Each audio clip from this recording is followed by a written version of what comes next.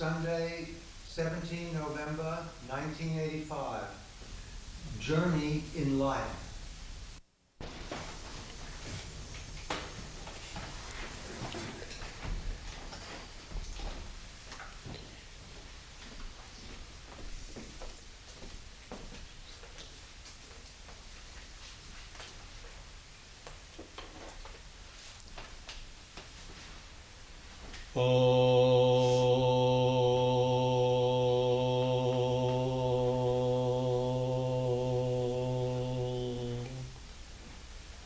Tang stri tang pumanashi tang kumaro tuva kumari tang jitna dandena vanchasi tang jato bhavushi vishyatu mukha Om Shanti Shanti Shanti Hari Om Tat Sat.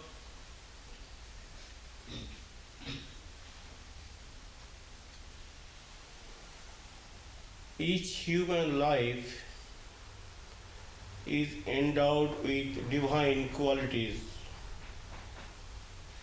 God being the real substance of human life, He is fully present with all His divine splendor in every human heart. So the Upanishadic Rishi burst forth with this statement that each person is nothing but an image of God.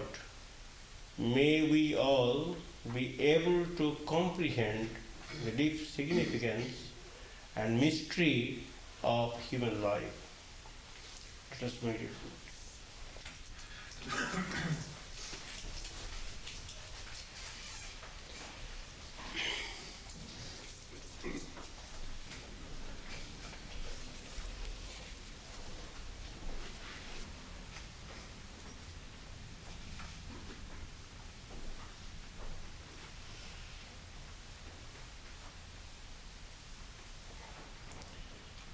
About a life.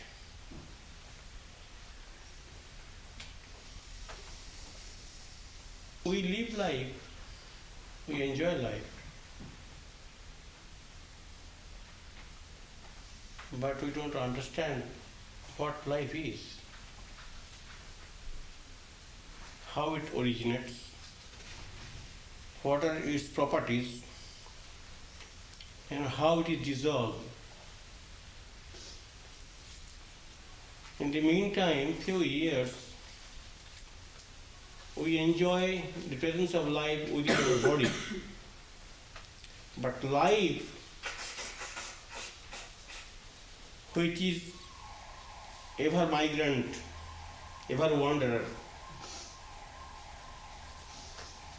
life as such is never destroyed. But the body associated with the life is destroyed. So the particular individual, body-bound individual, cannot enjoy life within his or her body. Upanishad writes that in this vast wheel of God, which enlivens all beings and in which all beings rest, the migratory soul turns round and round, thinking that the self in him and the mover of the wheel are different. When blessed with the knowledge of his unity with the mover, then he attains immortality or enjoys supreme beatitude through that knowledge of unity. Then why we are disconnected or alienated from that supreme beatitude? Man is indeed, Upanishad writes that man is indeed filled with desire As is his desire, so is his resolution. As is his promise, so is his action. As is his action, so is the result he reaps. So, desire drags the life and keeps it riveted to the body for time being. Again, in order to give a fresh impetus, fresh energy, fresh opportunity for the solution of the desires, from the fulfillment of the desires, again we manufacture another body to enjoy another series of game, and then we are dissolved. Again birth, again death, all these are going on.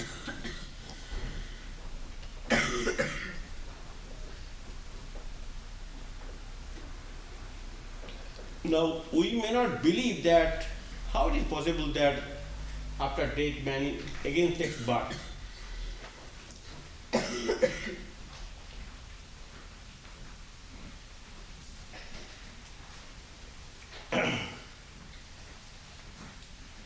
The Scottish philosopher Sir William Hamilton,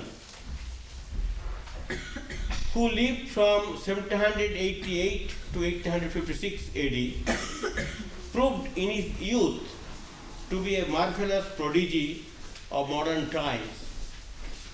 It is said that he started to learn Hebrew at the age of 3. At the age of 7, he was pronounced by one of the fellows of Trinity College, Dublin, to have shown a greater knowledge of language than many candidates for a fellowship. At 13, he could speak 13 languages. Among these, besides the classical and modern European languages, were Persian, Arabic, Sanskrit, Hindustani, and Malayalam. At 14, he wrote a complimentary letter to the Persian ambassador who happened to visit Dublin, and the latter said that no one in Britain could have written such a document in the Persian language. At 6, he could look up from the toys and answer a different mathematical problem. And when he was 18, the Astronomer Royal of Ireland, Dr. Brickley, said of him, "This young man, I do not say will be the first mathematician of his age, I say he is the first mathematician of his age." How do you solve this riddle? In one birth, one can acquire so much talent as to become an enigmatic personality. Is it possible? Or this was cultivated for many births which we may not know? Well, we all enjoy life, and life has to be enjoyed also. Life is for enjoyment. Not foolish enjoyment, but intelligent enjoyment, which helps us to enjoy that supreme beatitude or peace. Otherwise, foolish enjoyment, which will land us in trouble, will frighten us, will make us unhappy. So Voltaire said, we never live. We are always in the expectation of living.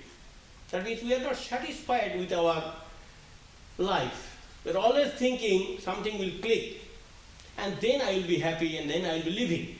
I am living now in the expectation of great living. This is temporal living, but sometimes, some days, after some years, in some place, all my desires will be fulfilled, and that will be actual living. Now I am somehow managing.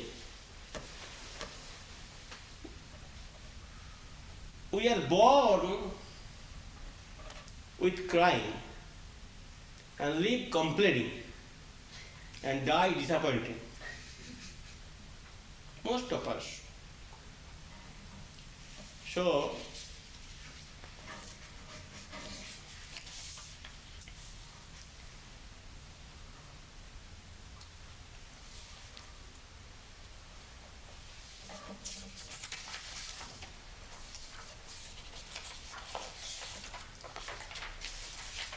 well, we know we are all enjoying our life. We are not sick of life. We expect fulfillment in distant future. We are not cowards. We want to conquer the battles of life. We want to give a heroic fight. We want to extract the last possible juices out of life. But there are host of peoples who had also registered their complaint about the game of life. Tolstoy wrote a letter on October 21st, 1910. In his 83rd birthday, he recorded his views in this letter. I will not conceal from you this fact that in this house I am roasted as though I were in hell. I have always thought and desired to go off somewhere to the woods, to the watchman's hut, to some poor peasant in some village where we could help each other. In his 83rd year, he was constrained to run away from his family and died in a railway station. Aldous Huxley writes,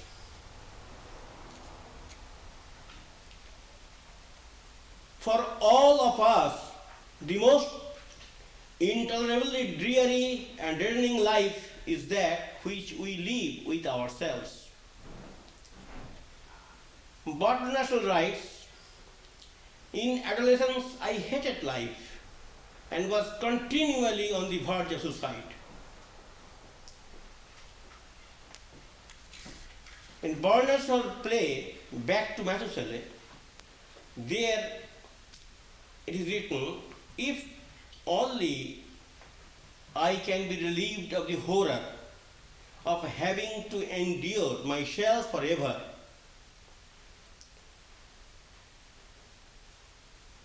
People become tired of living. Who are tired of living? Those who have got some grey matter in their brain, not the common people. So,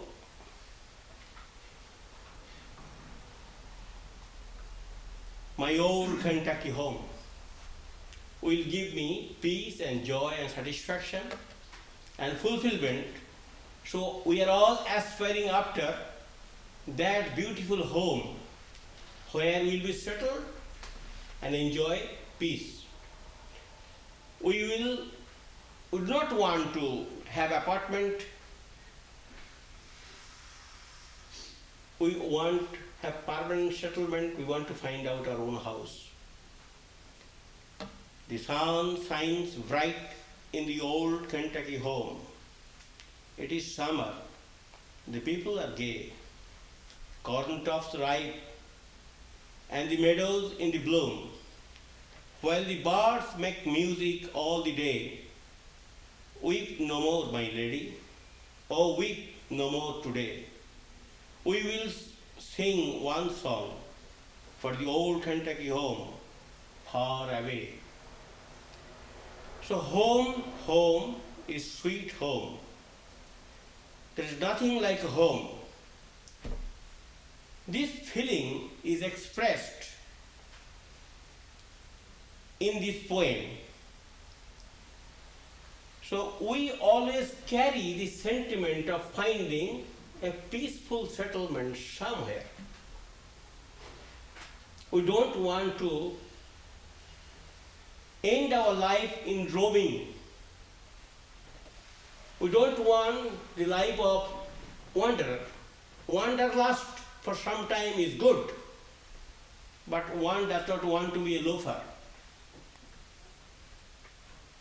One wants to settle down. So, what is the good of finding a home, a permanent settlement? Because there is freedom. In your apartment there is no freedom. There is security. Landlord will not come and tell, I like to enhance your rent 50%. And there is concept of identity and love. That's why we all want, aspire after a permanent home.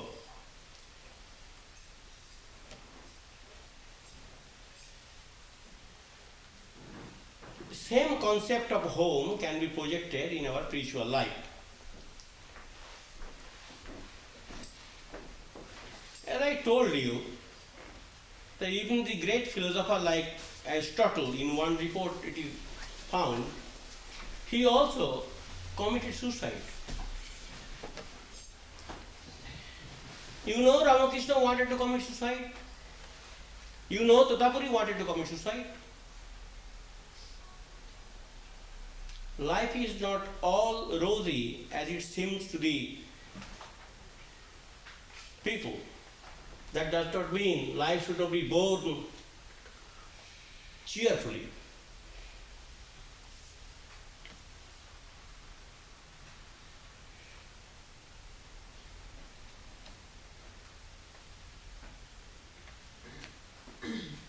Somerset Maugham writes that at the age of 90, of course he enjoyed, he did not write earlier, I have walked hand in hand with death, and its hands are warmer than mine.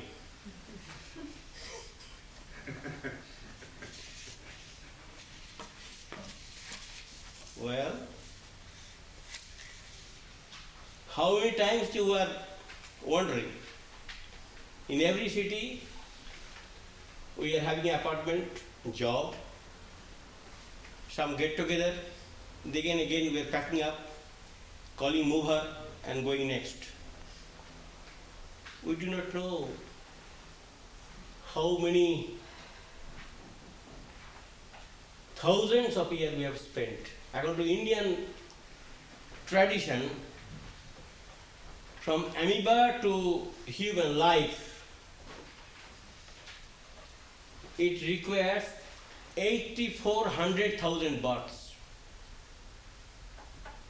84,000 births are required to get promotion from the life of amoeba to the life of human being. Then human being definitely will be wasting hundreds of years before he or she gets redemption or complete fulfillment.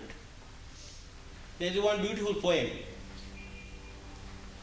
I died from the mineral and became a plant. I died from the plant and reappeared in an animal. I died from the animal and became man. In the meantime, 84,000 births have been passed.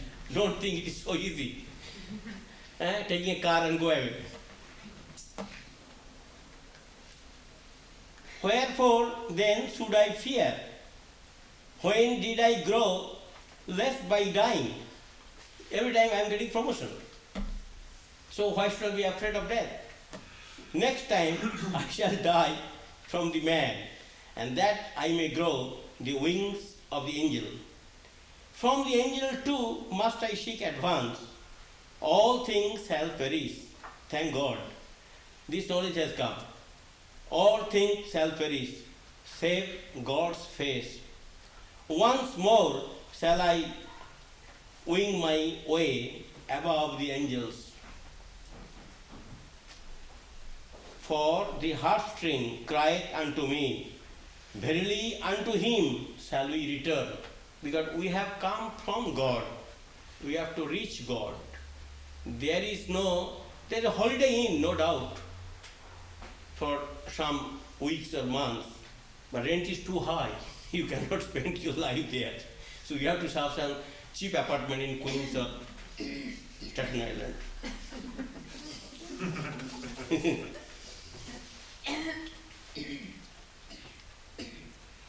You may say these all foolish people have given report.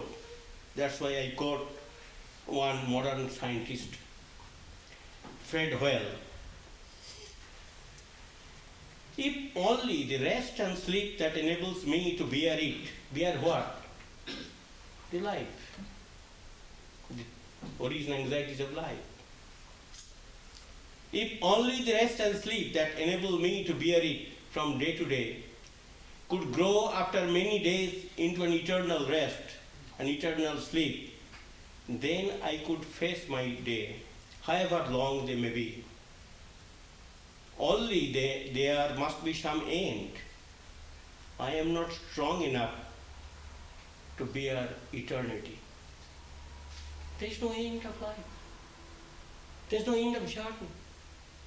From city to city, from apartment to apartment, I am roaming and roaming and roaming, continuously roaming, without the least expectation of being finally settled anywhere, without having fulfillment and peace. This life of roamer is certainly not enjoyed by the weary travelers. For kids, few years, it's all right.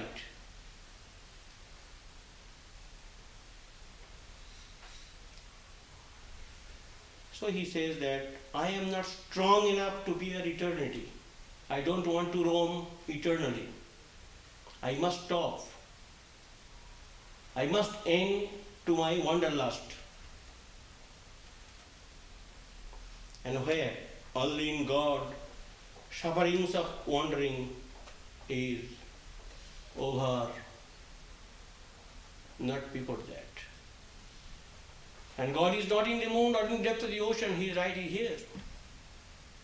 You need not purchase any ticket to reach Him. In the idea of karma and rebirth, man is pictured as a traveler from life to life. Well,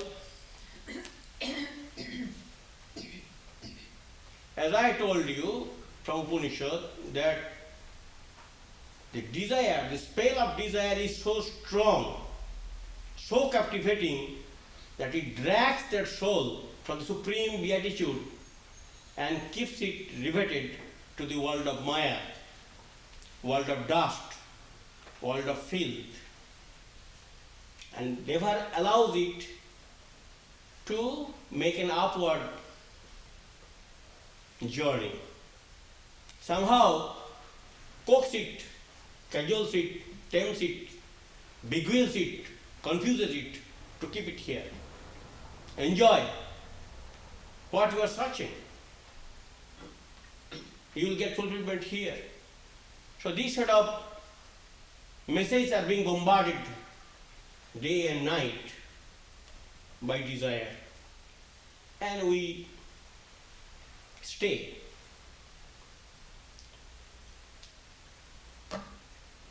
Well, when we do good karma, we may get a ticket to go to the Carnegie Hall to enjoy a concert. But when we do bad karma, we get ticket from police because car was not parked properly. So we have to suffer.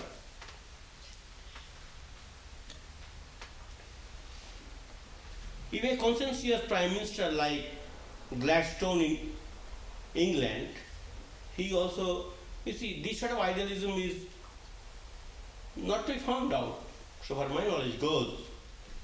He says that, I am in dread of the judgment of God upon England for our national crime towards China. Even as a Prime Minister, he was aware of his guilt, of the nation's guilt, nation's crime made out to other nations, and he also expected revenge, if not from God, but from history. So he says, I am in dread of the judgment of God upon England for our national crime towards China. So law of karma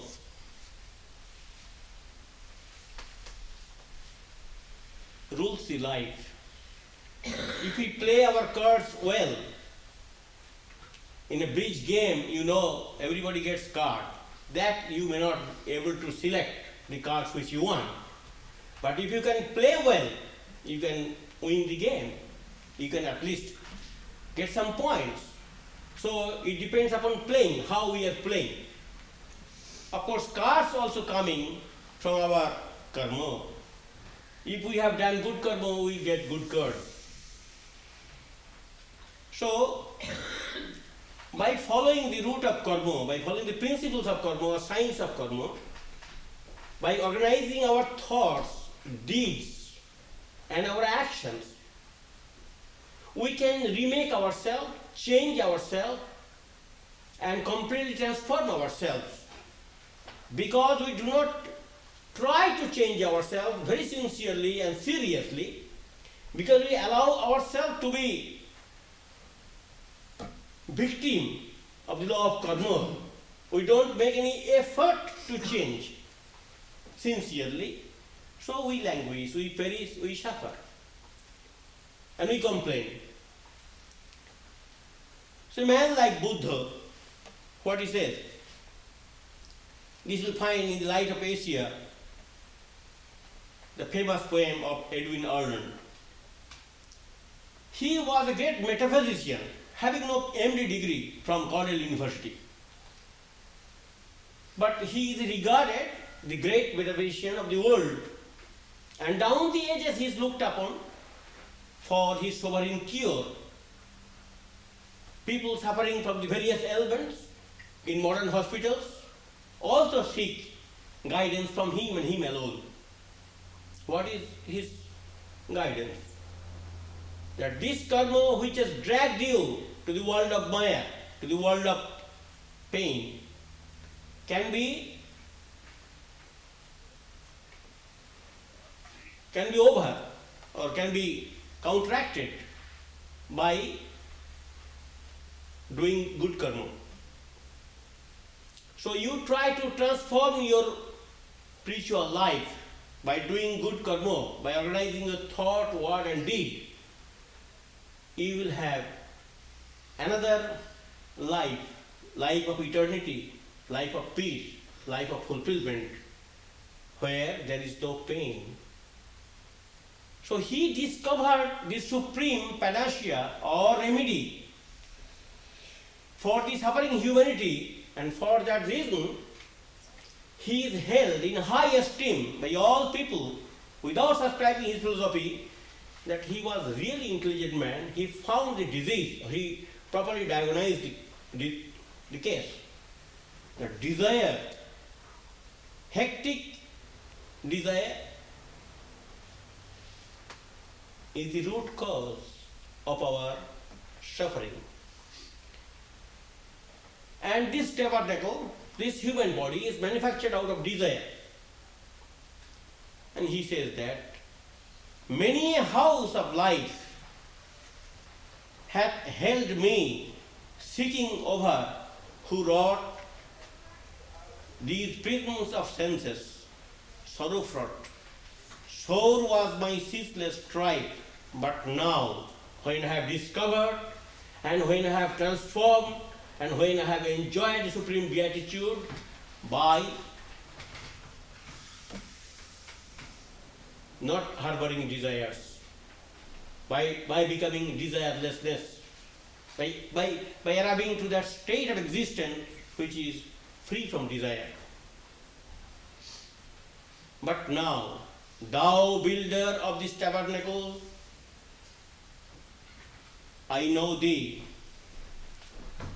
Thou builder of this tabernacle, thou, I know thee. Never shalt thou build again these walls of pain, nor raise the roof trees of deceits, nor clay. Fresh rafters on the clay. Broken thy house is, and the ridgepole split.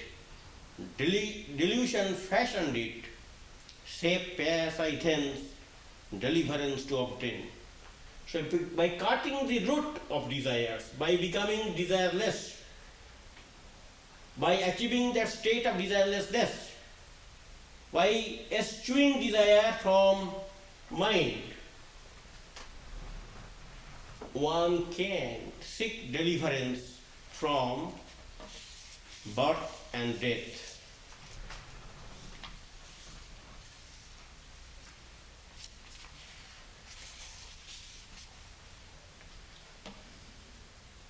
Well, today the patients who are terminally ill, they also are fed up with their desires, or their relatives ask the doctor to withdraw for some reason. May not be always very good reason.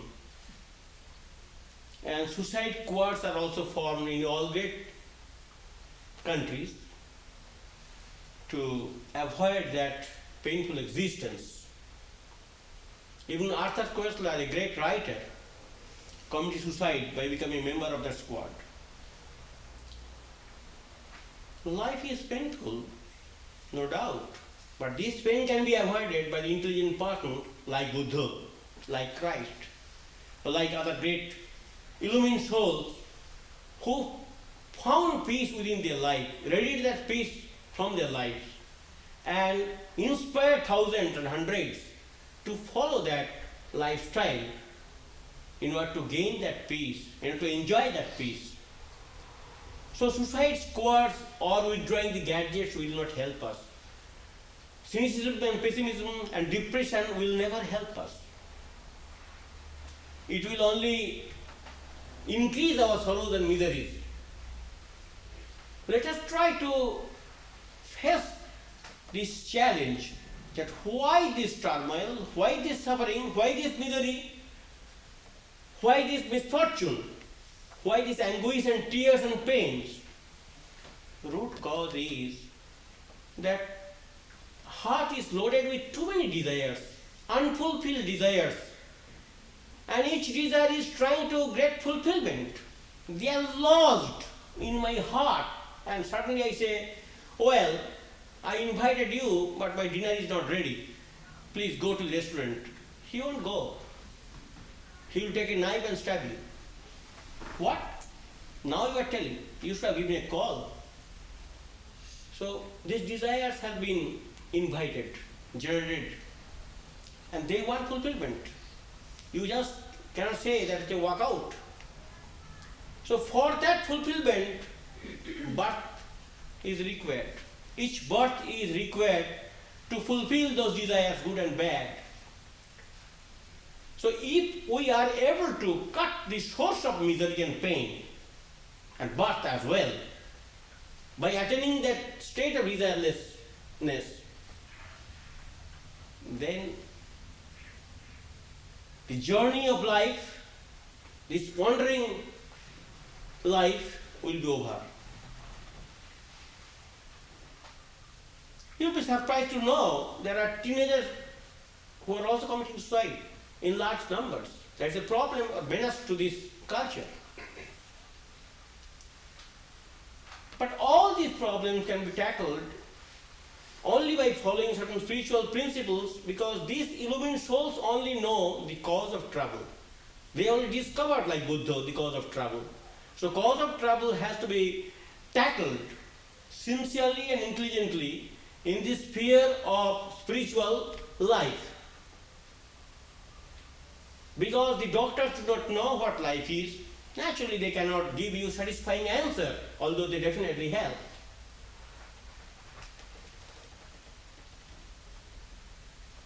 So karma comes out of kama. Kama means desire. Desires sprouts as karma, action. Action is followed by thought. Thought produces action. And action produces our good and bad karma. So this vicious circle always we are witnessing. And we have to come out of that vicious circle, and then alone we can be happy. So this vicious circle can be avoided by following the path of spiritual discipline. Well, through love, through devotion we can achieve that, and also through knowledge. Knowledge, as it has been told already, that we come from God. So God awareness has to be created within ourselves in order to remind us constantly the presence of God within, and then by having that knowledge or being convinced of that postulation, we can free ourselves from this state of bondage, this identification with the body, with the mind, or by following the path of devotion. Those who are devoted to God, those who try to serve God with the expectation of fulfillment in the form of supreme beatitude, they always enjoy that. They are not bothered by the pains of life. They have immense pain. Even Ramakrishna had pain. But in spite of that pain, or excruciating pain, he used to love his Divine Mother, and he used to resign himself to her to her commandment. So by becoming a devotee, by trying to love that Supreme God, by trying to organize our life in the light of spiritual instruction enjoined upon us, it is also possible for us to undo the wrongs and to enjoy peace and beatitude here where we are living. You will find that between two persons, one is atheist and one is theist, one is devoted and one is agnostic or atheist, if they are suffering from the same type of disease, having same type of pain and inconveniences, the response of the two persons will be quite different. The devoted person will not cry that much, will try to resign himself or herself to the destiny, will feel less pain, somehow will make some compromise with God, will try to bear as much as possible. But the other one, having nowhere to keep faith, having not known that source of peace or comfort or solace, being denied that great opportunity, will fret and fume and will cry and call nurse, may file a suit against doctors.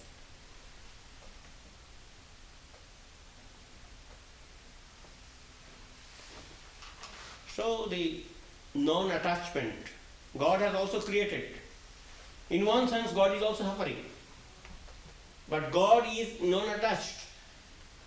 So due to that great art of living, the non-attachment, God is free from pain, as Ramakrishna also was free from pain. Ramakrishna switched his mind from body.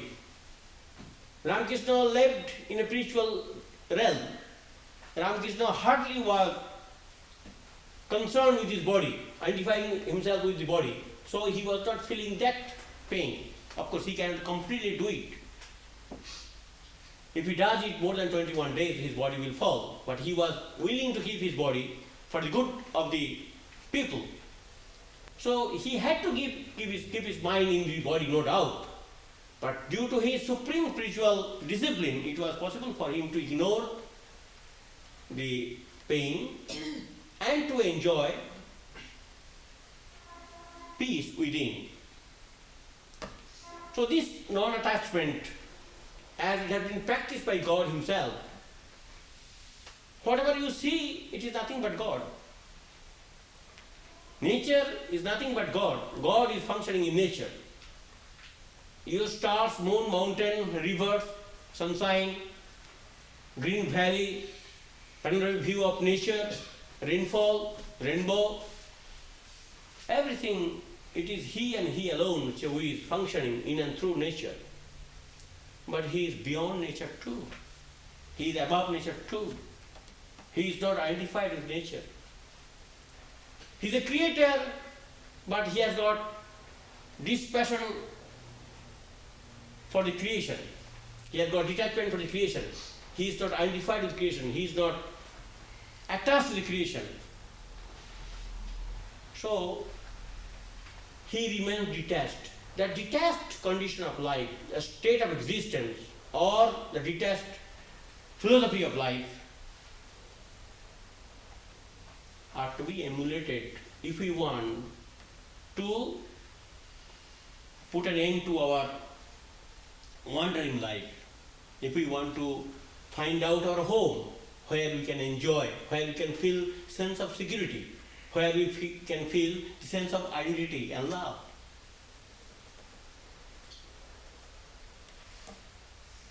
So the eternal plan of life is spiritual evolution, a long, slow, cyclic ascent from the lowest to the highest.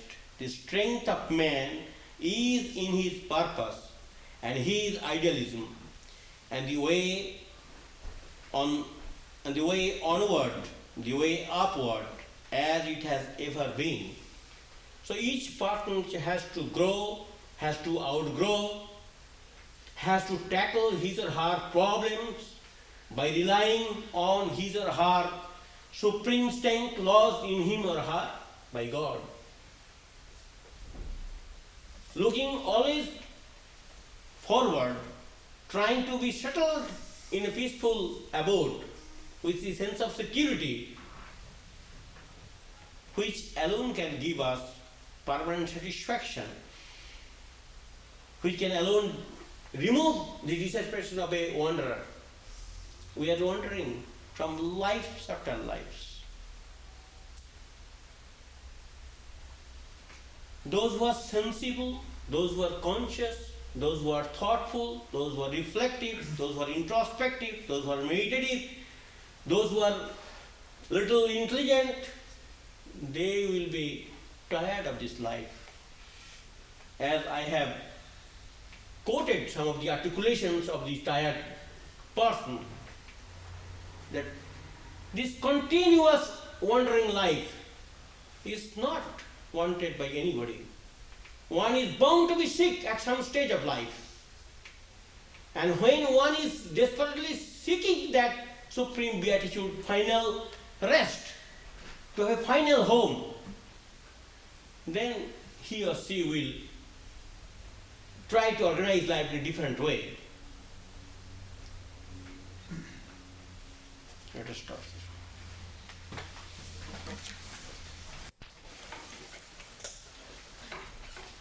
Om